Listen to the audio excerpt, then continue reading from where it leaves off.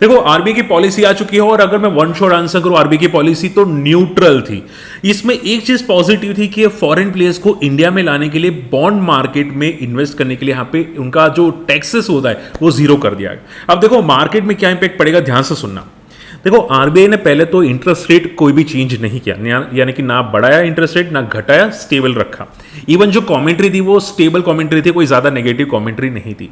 Positive तब आया यहां पे जब यहां पे बॉन्ड मार्केट में आरबीआई ने क्लियर कट बोला कि फॉरेन प्लेयर्स को इंडिया में लाने के लिए बॉन्ड मार्केट में वो लोग अगर इन्वेस्ट करते हैं, यानी कि इंडियन गवर्नमेंट सिक्योरिटीज बॉन्ड्स होते हैं उसमें अगर फॉरेन प्लेयर इन्वेस्ट करते हैं 15 साल के लिए, 10 साल के लिए, 20 साल, 30 साल, 40 साल, तो उनको जीरो टैक्स देना पड़ेगा, यानी कि 20% का टैक्स पूरा का पूरा जीरो हो गया।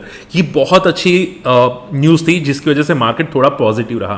बट देखो मार्केट को सिर्फ ये नहीं चाहिए था, मार्केट को चाहिए था एलटीसीजी को कम करना, long term capital gain tax को कम करना या एसटीडी कम करना। बट आरबीआई ने ये कोई मेजर्स नहीं दिए जिसकी वजह से हमारा मार्केट फ्रॉम द टॉप से तगड़ा गिरा।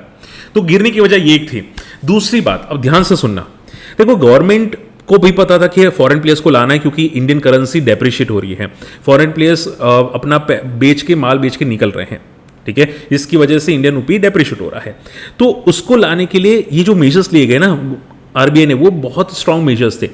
बट जिस तरह से मेजर्स लिए गए वो क्लियर बता रहा है कि ये जो एलटीसीजी है, short term capital gain tax है, long term capital gain tax है, ये सब टैक्स आखिरी प्रायोरिटी होनी चाहिए गवर्नमेंट की। ये इस तरह से बिहेवियर गवर्नमेंट का आ रहा है, यानी कि अगर वर्स्ट सिचुएशन हुई इंडियन मार्केट में तो जाके वो एलटीसीजी एसटीडी चार्ज कम करेगा, एसटीडी कम करेगा, बाकी वो कम नहीं करेगा।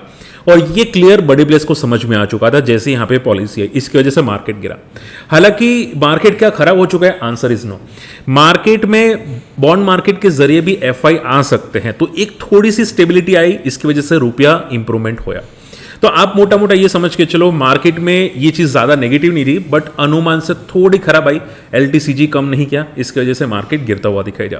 देखो इसका डिटेल वीडियो मेरे चैनल पे आ चुका होगा, आप जाके चेकआउट कर लेना, और वीडियो पसंद है वीडियो शेयर एंड लाइक जरूर कर लेना। बाय।